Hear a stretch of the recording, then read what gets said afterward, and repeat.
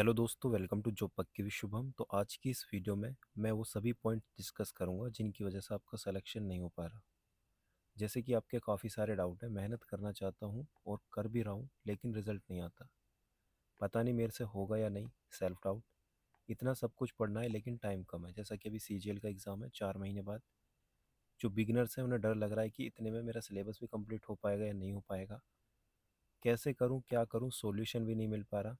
Y are you fail, क्यों fail होते जा रहे हो। ठीक है, ये सभी चीज़ें मैं डिस्कस करूँगा इस वीडियो में। बहुत इंपॉर्टेंट वीडियो है सभी के लिए, चाहे सीजीएल का स्टूडेंट हो, सीपीओ, सीएचएसएल, एमटीएस या किसी भी कॉम्पिटिटिव एग्ज़ाम की तैयारी कर रहे हो। इसमें टॉपर्स और फेलियर दोनों के बीच डिफरेंस बताऊंगा, उसका डेली रूटीन, लाइफ स्टाइल, कहाँ कहाँ आप गलती करते हैं, हर एक चीज़ पॉइंट पर डिस्कस करेंगे। ठीक है, तो सबसे पहले intention versus illusion, toppers, average. ठीक है, लेफ्ट साइड में जो भी चीज़ें हैं वो टॉपर्स करता है, राइट साइड में जो भी चीज़ें हैं वो एवरेज स्टूडेंट करता है, जिसकी वजह से कहीं ना कहीं वो फेल हो जाता है। टॉपर्स क्या करता है, सबसे पहले एनालाइज करता है प्रीवियस ईयर क्वेश्चंस का ट्रेंड क्या चल रहा है। आपने देखा होगा जब टीसीएस एग्जाम लेता था तब कुछ और ट्रेंड था, और जब एडीक्यूटी एग्जाम ले रही है तो कुछ और ट्रेंड है। यानी कि कभी स्टैटिक जीके पे ज़्यादा फोकस होगा, कभी करंट अफेयर पे ज़्यादा फोकस होगा, कभी स्टेटमेंट बेस्ड वाले क्वेश्चन, कभी ग्रामर में डीप क्वेश्चन, कभी एक्टिव पैसिव जो नरेशन है वो लेंथी हो जाएंगे, उन पे ज़्यादा अच्छी कमांड होनी चाहिए। तो आपको उसी हिसाब से मेहनत करनी है, क्योंकि आप हर एक सब्जेक्ट में डीप नॉलेज गेन नहीं कर सकते, क्योंकि आपको टीचर और ज्ञानी नहीं बनना। सिर्फ एग्ज़ाम क्वालिफाई करना है, सिलेक्शन लेना है, अच्छे नंबर से लेना है। ठीक है, डिफरेंट स्ट्रेटजी वीडियोस, एवरेज क्या करता है, अलग अलग वीडियो देखेगा, बहुत सारी वीडियो देखेगा, उसकी वजह से वो कन्फ्यूज़न में आ जाता है कि क्या फॉलो करूं। उस वाली वीडियो में तो ये बताया था ब्लैक बुक, लेकिन ये कह रहा है कि समुद्र मंथन पढ़ेंगे तो उसमें अच्छे से याद हो जाएगा। लेकिन मेरा दोस्त ने तो सिर्फ पिनेकल ही पढ़ी है, कोई संजीवनी बुक भी बता रहा है वो भी बढ़िया है। तो इतनी सारी डिफरेंट स्ट्रेटजी वीडियो देखने की वजह से कन्फ्यूज़न क्रिएट हो जाती है। मल्टीपल सोर्स लेकिन रिवीजन नहीं हो पाता उनका, स्टार्ट नहीं कर पाते, हमेशा सोचते रहते हैं कि ये वाली बुक फॉलो करूं या कौन सी बुक फॉलो करूं। इनका जो एम रहता है बस सिलेक्शन हो जाए, ये एक माइंडसेट रहता है। या जो भी मिनिमम कट ऑफ है उसको देखते हैं और उससे 5 नंबर या उसके पास की तैयारी करते हैं। मान लो लास्ट ईयर 137 कट ऑफ गई है, तो ये टारगेट 140 प्लस का ही रखेंगे। इनको लगता है कि इतना नंबर लाने से मेरा सिलेक्शन हो जाएगा, लेकिन ये नहीं पता कि जो भीड़ है वो 150 से 160 के बीच है। इसके ऊपर कूदना ही आपका सिलेक्शन है। जितने भी स्टूडेंट हैं जो स्कोर करते हैं 140, 137.5, यानी कट ऑफ से थोड़ा नंबर ज़्यादा, या तो वो बहुत ज़्यादा ओवर स्मार्ट है या उसने मेहनत करी है तो उसका सिलेक्शन हो सकता है, नहीं तो ये सभी फाइनल मेरिट में बाहर हो जाते हैं। तो हमें प्री क्वालिफाई नहीं करना, हमें फाइनल सिलेक्शन लेना है, तो उस हिसाब से हमें तैयारी करनी है। इनका क्या रहता है, डिसिप्लिन कम रहता है, मोटिवेशन हाई रहता है। आज मोटिवेशन की कोई वीडियो देख ली तो आज से पढ़ना चालू, 2 दिन बाद फिर डाउन।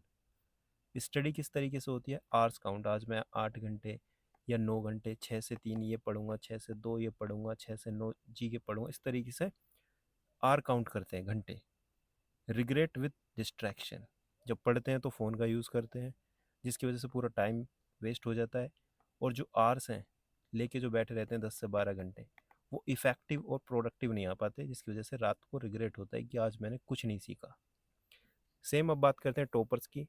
वो प्रीवियस ईयर क्वेश्चंस का ट्रेंड देखता है, डिटेल प्लानिंग करता है। प्लानिंग का मतलब उसको पता है कि 120 दिन है, तो 90 दिन से पहले जीके या मैथ कंप्लीट करनी है, 45 दिन में ग्रामर कंप्लीट करनी है, फिर इसका एक बार रिवीजन करना है, फिर वोकैब कब करनी है, मॉक अभी से हफ्ते में 2 बार देने या 3 बार देने हैं, और 1 महीने पहले डेली देने हैं। ओलिव के लाइव मॉक संडे संडे हमेशा शुरू से देने, क्या करना है हर एक चीज़ उनको पता है, लेकिन ये प्लानिंग भी नहीं करते। फिक्स देयर सोर्सेज, वो सोर्स फिक्स करते हैं कि जीके में मान लो मैं परमार से पढ़ूंगा, या मैं शुभम गुप्ता सर से हिस्ट्री पढ़ूंगा, या मैं कोई भी बुक है चाहे एनसीईआरटी से पढ़ूंगा, लेकिन वो फिक्स कर लेते हैं कि इसी को पढ़ूंगा और इसी का बार बार रिवाइज करूंगा। एवरेज स्टूडेंट क्या सोचते हैं, कोई ऐसे नोट्स मिल जाए जो इससे बाहर कभी क्वेश्चन आए नहीं, और ऐसा कभी नहीं हो सकता, क्वेश्चन बाहर आएंगे। काफ़ी चीज़ें ऐसी हैं आपने मान लो पढ़ी हैं, ऑप्शन एलिमिनेट करके ही की जाती हैं। चाहे आपने जैसे मान लो कोई भी विद्रोह आ गया, ठीक है, रेबेलियन, जो किसान आंदोलन या जो भी ट्राइब्स, ठीक है, मॉडर्न हिस्ट्री का जो पार्ट है, उसका कोई क्वेश्चन आ गया, कोई आंदोलन का क्वेश्चन आ गया, और वो 4 ऑप्शन इस तरीके से आ गए, उनमें से जो चौथा आंसर है वो आपने कभी पढ़ा भी नहीं है, आपने आपने अपने नोट्स में नहीं पढ़ा, किसी टीचर ने नहीं पढ़ाया, लेकिन आप एलिमिनेट करके उस पर टिक कर सकते हो। तो ये सभी चीज़ें प्रैक्टिस से आती है, ऐसा नहीं कि कोई भी एक टीचर आपको सोर्स बता दे उससे बाहर कभी नहीं आएगा। इनका एम क्या रहता है? रैंक लाना, यानी कि टॉप स्कोर करना। सिलेक्शन का एम नहीं, टॉप रैंक लाने का एम, क्योंकि जितना ज़्यादा सोचेंगे उसके आसपास पहुंच जाएंगे। ये डिसिप्लिन पे वर्क करते हैं, ना कि मोटिवेशन। इनको पता है डेली पढ़ना है। स्टडी जो करते हैं वो आउटपुट ओरिएंटेड यानी प्रोडक्टिविटी के साथ करते हैं, कि आज मैं अगर 50 क्वेश्चन कर रहा हूँ तो उससे कुछ सीखूंगा। ठीक है, आज अगर मैं वो कैब याद कर रहा हूँ तो उसका कॉन्टेक्स्ट देखूंगा, मैं कितना सीख रहा हूँ, कितना बोल रहा हूँ, उसको मार्क भी करूंगा, क्योंकि मुझे रिवीजन भी करना है। डिस्ट्रैक्शन सभी की लाइफ में है, लेकिन ये क्या करते हैं? मिनिमाइज करते हैं, कम करते हैं। जब पढ़ाई करते हैं तो फ़ोन को स्विच ऑफ करते हैं या डीएनडी पे लगाते हैं। अब आते हैं नेक्स्ट, अंडरस्टैंडिंग वर्सेस रट्टा। Toppers clarity of concept, concept की क्लैरिटी को समझते हैं। ठीक है, डीप जो भी मैथ के कॉन्सेप्ट है या रीडिंग है उसमें भी अंडरस्टैंडिंग डेवलप करते हैं। एनालिसिस करते हैं प्रीवियस ईयर क्वेश्चंस को, उसमें देखते हैं कि मुझे क्या पढ़ना है, क्या छोड़ना है। ऐसा नहीं कि सब कुछ पढ़ते जा रहे हैं, क्योंकि सब कुछ पढ़ के जितना ज़्यादा पढ़ोगे उतना ज़्यादा रिवीजन चाहिए। जितना ज़्यादा शुरू में पढ़ोगे उतना ज़्यादा टाइम भी लगेगा, फिर उतना ज़्यादा डाटा आपको रिवाइज करना है तो उतना ज़्यादा टाइम भी चाहिए। इसलिए लिमिटेड पढ़ना है, लिमिटेड का रिवीजन भी कम टाइम में हो जाएगा। फिल्टर करते हैं रिवीजन के लिए। आज 50 वो क्या याद करी, टिक करी 10 कि ये मैं कल रिवाइज करूँगा, और अगले 50 करूँगा याद। फिर इसमें भी 10 टिक करी या 12, इस तरीके से फिल्टर होके 1500 वन वर्ड सब्स्टिट्यूशन में 500 फिल्टर हो जाते हैं, जो बढ़िया बढ़िया, जो इनको लगता है कि इन्हीं का बार बार रिवीजन करना है। फिर इनको बार बार रिवाइज करके बचते हैं 100। फिर इनका लास्ट टाइम पे क्या होता है टॉपर्स का, कि एक ही दिन में सारे के सारे वन वर्ड सब्स्टिट्यूशन रिवाइज हो जाते हैं। लेकिन जो एवरेज स्टूडेंट है उनको लगता है 1500 A1 जितने भी ब्लैक बुक हैं क्या ये सभी याद करने हैं, या जो ब्लैक ब्लैक हैं या मोस्ट टॉप 200 याद कर लूँ, इतना से काम चल जाएगा क्या? यही रहता है। सिर्फ 200, जो कि 4 दिन का या 5 दिन का काम है, 200 याद करना, उसी पर डिपेंड रहते हैं। इम्पोर्टेंस ऑफ कैलकुलेशन, कैलकुलेशन की इम्पोर्टेंस समझते हैं, जिसकी वजह से एग्जाम में कभी स्टक नहीं होते। अब जैसे मान लो एक क्वेश्चन आ गया कि कोई भी एक नंबर है 7.69 इंक्रीज हो गया परसेंट, ठीक है, और बढ़ के वो हो गया 96। तो पहले वो नंबर कितना था? सॉरी, घट के 96 हो गया, तो पहले वो नंबर कितना था, ये क्वेश्चन आ गया। तो आप बताओ कैसे करेंगे? अभी आपका लेवल चेक हो जाएगा। देखो बहुत ही ईजी क्वेश्चन है कि ये डिक्रीज हो गया इतना, तो जो बिगनर है वो इसको घटाएंगे, पता नहीं क्या क्या करेंगे। लेकिन जो टॉपर्स हैं उन्होंने कैलकुलेशन प्रैक्टिस करी है, फ्रैक्शन वैल्यू याद है। मान लो इसकी वैल्यू क्या है, 1/13, तो एक घट गया यानी 12, 12 की वैल्यू क्या है 96, 12×8 = 96, तो 104। ठीक है, तो इतना इजी हो गया। बाकी अगर इसको माइनस करके 100 में से करेंगे तो बहुत ज़्यादा डिफिकल्ट और कैलकुलेटिव बन जाएगा, आंसर आने के चांसेस भी कम हो जाते हैं और उसी में टाइम वेस्ट हो जाता है, जिसकी वजह से कॉन्फिडेंस डाउन होता है तो ये क्वेश्चन आसान कि सिर्फ 7.6% घटा और 96 हो गया, कोई कॉन्सेप्ट नहीं है, कोई डीप क्वेश्चन नहीं है, लेकिन कैलकुलेशन की प्रैक्टिस नहीं थी। तो इम्पोर्टेंस समझनी है। इम्पोर्टेंस ऑफ रीडिंग, रीडिंग अभी से नहीं करोगे तो मेंस में दिक्कत आएगी, क्योंकि मेंस में आपने देखे हैं पैसेज काफ़ी आते हैं, और ये एक दिन या एक महीने का काम नहीं है, कम से कम इसमें 4-5 महीने लगेंगे। ठीक है, अगर आपको भी नहीं आती इंग्लिश तो 4-5 महीने लगेंगे धीरे धीरे, और इसमें एक कहने का मतलब पेशेंस चाहिए, और वो चीज़ एवरेज स्टूडेंट नहीं करते, स्किप कर देते हैं। उनको लगता है रिजल्ट नहीं आ रहा, रीड तो मैं कर रहा हूँ, तो छोड़ देते हैं, लास्ट में दिक्कत आती है। वो कैब का कॉन्टेक्स्ट समझते हैं, क्योंकि वो कैब एक ही अलग अलग तरीके से यूज़ होती है। ये क्या करते हैं, रट्टा करते हैं, रट्टाफिकेशन, जिसकी वजह से जो अच्छे लेवल के क्वेश्चन है उनमें दिक्कत आती है। जीके का मल्टीपल रिवीजन करते हैं, ये जीके के अच्छे नोट्स बनाने पे फोकस करते हैं। ठीक है, कि अच्छे अच्छे सुंदर नोट्स बनाऊंगा लेकिन रिवीजन नहीं करूंगा। लेक्चर और नोट्स मेकिंग पे फोकस रहता है हमेशा, कि वीडियो देखी, नोट्स बनाया, सिलेबस मेरा कंप्लीट हो रहा है, बस यही मेरी पढ़ाई है। वीडियोस पर रिलाय रहते हैं, वीडियो सिर्फ उसी की देखनी है जिसका आपको लगता है कि भाई इसके कॉन्सेप्ट मैं खुद से नहीं समझ पाऊंगा। मान के चलो मैं पीसीएम का स्टूडेंट हूँ, मुझे फिजिक्स केमिस्ट्री आती है अच्छे से, मैं डायरेक्ट पढ़ के समझ सकता हूँ, लेकिन बायो नहीं आती, तो मैं बायो के लेक्चर्स देखूंगा सिर्फ। ठीक है, इसी तरीके से जहाँ ज़रूरत होती है वहाँ वीडियो देखनी है, कई बार क्या होता है, हम वीडियो से क्वेश्चन करते हैं मैथ के, लेकिन जैसे ही मॉक में प्रैक्टिस करते हैं तो क्वेश्चन नहीं होते। रीज़न कि हम वीडियो पे ही डिपेंड रहते हैं, खुद से प्रैक्टिस जब सीखते हैं तब भी नहीं करते। नो फिल्टर फॉर रिवीजन बता चुका, no calculation practice, skip reading, vocab रट्टा, ये सभी चीज़ों पे मैं बात कर चुका। अब आते हैं consistency versus burst study, quality study, regular study.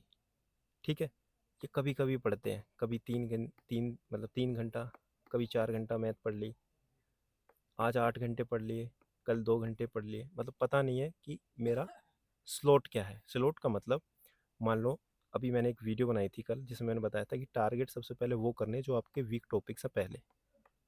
ठीक है, क्योंकि पूरे दिन में अगर कोई भी टारगेट छूट जाता है तो आपको रात को रिग्रेट होता है कि जो मैंने सोचा वो मैं नहीं कर पाया। लेकिन अगर आपका वो टारगेट छूट जाता है जो आपका स्ट्रॉन्ग सब्जेक्ट है तो इतना दुख नहीं होगा, क्योंकि जो वीक सब्जेक्ट है उस पर कमांड ऑलरेडी हो चुकी है सुबह। तो डिवाइड करने होते हैं स्लॉट के, पहले कौन सा सब्जेक्ट पढ़ना है, ये डिवाइड नहीं करते। एक ही सब्जेक्ट को पूरे दिन पढ़ते हैं, उसी में टाइम हो जाता है, फिर पता चलता है दूसरा सब्जेक्ट तो पढ़ा ही नहीं, या 2 सब्जेक्ट पढ़े, तीसरा छूट गया। इस तरीके से छूटते छूटते 120 दिन में काफ़ी कुछ छूट जाएगा। कंप्लीट सिलेबस ऑन टाइम, इनको पता है कि 90 दिन में या 100 दिन में या 80 दिन में कितने दिन में कौन सा सिलेबस कंप्लीट करना है, क्योंकि मुझे रिवीजन भी करना है। इनको पता ही नहीं है सिलेबस के बारे में कि कब ये कंप्लीट होगा। टीचर पे डिपेंड है कि उसने कहा था कि मई तक कंप्लीट करा देगा। फिर आपकी क्या रेस्पॉन्सिबिलिटी है कि कब रिवीजन करना है। ठीक है, मल्टीपल रिवीजन जो कि पहले भी बता चुका, इनको ये नहीं पता कि लास्ट टाइम में क्या रिवाइज करना है। एग्जाम पास आ गया, लास्ट टाइम में उनके शॉर्ट नोट्स नहीं है तो रिवीजन नहीं हो पाएगा। मॉक प्रैक्टिस, मॉक प्रैक्टिस की इम्पोर्टेंस ये है कि शुरू में 2 देने हैं या 3 देने हैं या अभी नहीं देना। ठीक है, लेकिन इनको इसकी इम्पोर्टेंस नहीं पता, इनको लगता है कि 100% सिलेबस कंप्लीट करने के बाद ही मॉक देना है। शॉर्ट रिवीजन, शॉर्ट नोट्स बनाने होते हैं जो कि एग्ज़ाम से पहले रिवीजन करना है, जो कि मैं अभी बताया बताया था कि 500 वन वर्ड सब्स्टिट्यूशन फिल्टर कर देते हैं, एक दिन में पढ़ लेते हैं। सेम इसी तरीके से हिस्ट्री की टाइमलाइन हो गई, सब कुछ पढ़ लिया लेकिन रिवीजन टाइमलाइन से हो जाता है। लेकिन इनके पास कोई शॉर्ट नोट्स नहीं है। अगर वही नोट्स जो हिस्ट्री के इन्होंने 50 या 100 पेज के बनाए, मान के चलो 100 पेज के, तो उनको दोबारा से पढ़ने में फिर दोबारा उतना ही टाइम लगेगा, क्योंकि इनके पास फिल्टर नोट्स नहीं है, और फिर इनका रिवीजन गिवन टाइम में नहीं हो पाता, या जो भी टाइम बचा हुआ है। Mock and revision strategy, toppers और average, attempt all live mocks. जितने भी लाइव मॉक्स होते हैं ओलिव बोर्ड के या जहाँ भी चलते हैं, वो परफॉर्मेंस चेक करते हैं कि भाई कंपटीशन क्या चल रहा है, लेकिन ये चेक नहीं करते कि भाई परफॉर्मेंस क्या चल रहा है, क्या मतलब कुछ नहीं है। ये कभी कभी मॉक दे देते हैं, अगर किसी ने कह दिया तो मॉक दे दिया, नहीं तो कोई दिक्कत वाली बात नहीं। ये सेक्शनल मॉक पे फोकस करते हैं, क्योंकि इनको पता है मेरा मैथ में स्पीड नहीं आ रही, सेक्शनल टाइमर भी हो सकता है इन फ्यूचर, तो मैं सेक्शनल मॉक दूंगा, स्पीड बढ़ाऊंगा, चाहे वो रीजनिंग हो, इंग्लिश हो। लेकिन ये सेक्शनल मॉक की इंपॉर्टेंस भी नहीं समझते कि सेक्शनल मॉक देने चाहिए या नहीं देने चाहिए। ये डीप एनालिसिस करते हैं जितने भी मॉक्स देते हैं, क्योंकि एनालिसिस करके ही आपको वीक पॉइंट पता चलेगा, और उसके बाद उन पे इम्प्रूवमेंट होगी, तभी आपका स्कोर इम्प्रूव होगा। ये क्या करते हैं, एनालिसिस के नाम पे सिर्फ आंसर रीड करते हैं कि हाँ 25 में से 4 गलत है तो इसका आंसर ये था, ठीक है बस। उसको नोट नहीं करते, राइट नहीं करते, don't write weak points. Screenshot ले लेते हैं जो अच्छे अच्छे क्वेश्चन होते हैं बस, और स्क्रीनशॉट, 4 स्क्रीनशॉट हो गए, फिर बीच में अलग अलग फ़ोटो हो गए, फिर 4 स्क्रीनशॉट हो गए, फिर 3 हो गए, इस तरीके से पूरे फ़ोन में स्क्रीनशॉट बिखरे हुए होते हैं, जिसका रिवीजन कभी नहीं हो पाता। फ्लक्चुएशन इन स्कोर, आज स्कोर 150 आ गया, एकदम से 130 भी आ जाएगा, एकदम से 110 भी आ जाएगा, एकदम से 150 फिर दोबारा आ जाएगा। इसका रीज़न ये है कि इनको एक्यूरेसी मेंटेन नहीं करनी आती। इनको पता है कि मेरा लेवल क्या है और मुझे कितनी एक्यूरेसी रखनी है, जिसकी वजह से इनका लेवल इन्हें पता रहता है कि मेरा 140 से नीचे कभी स्कोर नहीं जा सकता, इसका लेवल मैं बना चुका हूँ, अब इससे ऊपर की मुझे मेहनत करनी है। तो इनका स्कोर 140 से 150 आ जाएगा, 155 आ जाएगा, 152 आ जाएगा, लेकिन 140 से कभी डाउन नहीं जाएगा। ठीक है, एक लिमिट सेट हो जाती है। ये मेंटेन करते हैं एरर बुक को, जिसका बार बार रिवीजन करते हैं कि भाई मेरी सिली मिस्टेक हुई है, इसको मैं दोबारा नहीं करूँगा। वीक पॉइंट जितने भी उनको नोट करते हैं कि मैंने रेडियस निकालते ही टिक कर दिया था, लेकिन मुझे डायमीटर निकालना था 2r। या कोई अप्रोक्सीमेशन का मेथड जो मैंने यूज़ किया वहाँ पे अप्रोक्सीमेशन मेथड नहीं लग रहा था, ये यूनिट डिजिट नहीं लग रहा था, क्योंकि वहाँ पे अप्रोक्सीमेट आंसर था। क्योंकि आपने देखा होगा अब यूनिट डिजिट कई क्वेश्चन में नहीं लग रहा है डिक्यूटी में, और ना ही वहाँ देते कि अप्रोक्सीमेट आंसर निकालना है। जिसने मॉक प्रैक्टिस करी होगी उनको पता होगा। ठीक है, डीप एनालिसिस मॉक 1 घंटा, तो एनालिसिस भी 1.5 घंटा या 1 घंटा, वो इनके लेवल के ऊपर डिपेंड है भाई। कोई जल्दी भी कर लेगा, कोई थोड़ा टाइम भी लेगा, लेकिन ये 5 मिनट 10 मिनट बस देखा, जल्दी जल्दी काम खत्म। कंट्रोल इमोशंस, स्कोर डाउन भी आ गया तो ये कंट्रोल करते हैं इमोशंस। ऐसा नहीं है कि भाई आज कम आ गया तो मुझे कुछ नहीं आता, ये डिमोटिवेट हो जाते हैं, मेरा स्कोर कम आ गया, मुझे कुछ नहीं आता, मेरा सिलेक्शन होगा या नहीं होगा। ये लर्न करते हैं मिस्टेक से, ये जानते नहीं कि क्या इम्प्रूव करना है, क्योंकि डिमोटिवेट हो जाते हैं, बस इनको लगता है कि अब मेरे से नहीं होगा। रिवाइज एरर बुक, जो उन्होंने एरर बुक मेंटेन करी थी उसको बार बार रिवाइज करते हैं, क्योंकि ये वही क्वेश्चन है जो गलत हुए हैं और ये दोबारा एग्ज़ाम में आएंगे, तो क्या करना है, इनमें अच्छा स्कोर करना है। लेकिन इनको पता नहीं है क्या रिवाइज करना है, क्योंकि इनके पास एरर बुक नहीं है। अब यही क्वेश्चन दोबारा एग्जाम में आएंगे, इनको लगेगा यार पिछले मॉक में भी आया था। आपने देखो फील किया होगा कि हाँ पिछले मॉक में आया था यार, याद नहीं है फिर भी अभी, तो ये दिक्कत आती है। टाइम डिस्ट्रीब्यूशन, इनको पता है पहले इजी क्वेश्चन करने हैं, 30 मिनट में करने हैं या 40 मिनट में करने हैं 1 राउंड में। सेकेंड राउंड में मीडियम मॉडरेट क्वेश्चन, फिर लास्ट में टफ क्वेश्चन। एक सेक्शन में कितना टाइम देना है, 6 मिनट या 5 मिनट होते ही दूसरे सेक्शन पे जाना है, इंग्लिश पे जाना है, किस पे जाना है, सब कुछ इनको पता होता है कब कहाँ जाना है। इनके पास कोई टाइम डिस्ट्रीब्यूशन नहीं है, बस मॉक देते जा रहे हैं क्योंकि प्रैक्टिस नहीं की। लाइफ स्टाइल डिसिप्लिन देखो, toppers versus average. Proper sleep, proper sleep का मतलब है इनको पता है कि आज मैं पूरे दिन पढ़ा हूँ, अच्छी नींद लूँगा तभी मेरा कल अच्छे से दिमाग काम करेगा, जिससे मैं इफ़ेक्टिव पढ़ पाऊँगा। अगर मेरी नींद में गड़बड़ी होगी तो पूरा कल का रूटीन बिगड़ जाएगा। क्यों? क्योंकि मैं 2 घंटे अगर मैथ पढ़ूंगा तो 2 घंटे डेली में 50 क्वेश्चन करता हूँ 2 घंटे में, तो वो 2 घंटे में फिर 50 नहीं हो पाएंगे, 30 ही हो पाएंगे, फिर मैं डीमोटिवेट हो जाऊँगा। तो इतना ब्लंडर ये नहीं करते। एवरेज स्टूडेंट क्या करते हैं, लेट नाइट स्क्रोलिंग, फ़ोन चलाना, रील्स, ये सब। डोपामाइन एडिक्शन, डोपामाइन एडिक्शन का मतलब क्या होता है, आपको पता होगा जो भी शॉर्ट वीडियोस है या शॉर्ट टर्म का जो भी आपको सुख मिलता है उसी को डोपामाइन एडिक्शन कहते हैं। तो उस पर डिपेंड रहते हैं, फिर बाद में रिग्रेट होता है। मोबाइल डिस्टर्बेंस ड्यूरिंग स्टडी, सबसे बड़ा आपका जो दुश्मन है वो आपका मोबाइल है, जो पढ़ाई के दौरान नोटिफिकेशन ये सब चीज़ें, बार बार फ़ोन चेक करना, जिसकी वजह से टाइम बहुत ज़्यादा वेस्ट हो जाता है। अगर आप दिन में 6 घंटे भी पढ़ते हो ना, मोर देन सफिशियंट अगर इफेक्टिव पढ़ोगे। लेकिन आपने देखा होगा आप 10-12 घंटे पढ़ते हैं, लेके बुक बैठे रहते हैं, लेकिन रिजल्ट नहीं आता। या तो आप स्लो लर्नर है या आप तरीके में नहीं पढ़ रहे। Only regret after wasting time, phone चला लिया, टाइम वेस्ट हो गया, सिर्फ रिग्रेट आएगा, क्योंकि टाइम तो चला गया, फिर सोचेंगे कल से पढ़ेंगे। ओवर थिंक करते हैं ड्यूरिंग स्टडी, कई बार क्या होता है हम पढ़ने बैठते हैं, 2 घंटे मुझे कुछ पढ़ना है जी के या वो क्या, मैं 5 या 10 मिनट पढ़ूंगा, फिर मैं पता नहीं क्या सोचने लगूंगा, इधर उधर मेरा दिमाग चला जाएगा किसी भी चीज़ के बारे में, चाहे घर की सिचुएशन हो या किसी भी, या मेरे सिलेक्शन के बारे में, या ओवर थिंक कुछ भी चीज़ें हो सकती हैं। उसको सोचते सोचते मेरे कब 2 घंटे या 1.5 घंटा निकल जाता है मुझे पता ही नहीं चलता, लेकिन वो स्लॉट ख़त्म हो जाता है जो मुझे जी के पढ़ना था। तो सबसे बड़ा ब्लंडर ये भी है। मल्टीपल ग्रुप्स और पीडीएफ, अलग अलग ग्रुप में नोटिफिकेशन आती हैं, उस हिसाब से मैं पढ़ता हूँ। अलग अलग पीडीएफ जीके की, स्टैटिक की, अलग अलग पब्लिकेशन की पीडीएफ है मेरे पास। इसके अलावा वोकैब की भी पीडीएफ है, मुझे ये नहीं पता कि वोकैब पीडीएफ से पढ़नी चाहिए। मैथ के क्वेश्चंस की पीडीएफ है, मुझे ये नहीं पता कि मैथ के क्वेश्चंस की पीडीएफ तो है मेरे पास, लेकिन जो डाउट क्वेश्चन है उनको टिक कैसे करूँगा, फिर दोबारा स्क्रीनशॉट लेके रख लेते हैं। तो काफ़ी चीज़ों की बुक लेनी होती है। कुछ चीज़ें ऐसी हैं जैसे रीजनिंग, वो पीडीएफ से भी हो जाएगा।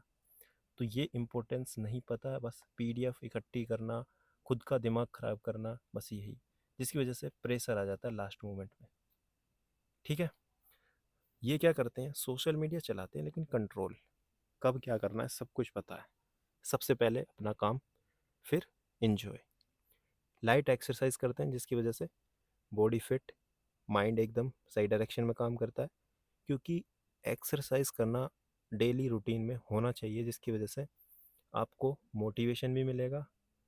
और जो भी कई बार क्या होता है, हम पढ़ते पढ़ते थक जाते हैं, तो उससे भी थोड़ा हट के जब कुछ चीज़ करेंगे तो दोबारा से पढ़ने में एक तरीके से रिफ्रेशमेंट मिलेगा।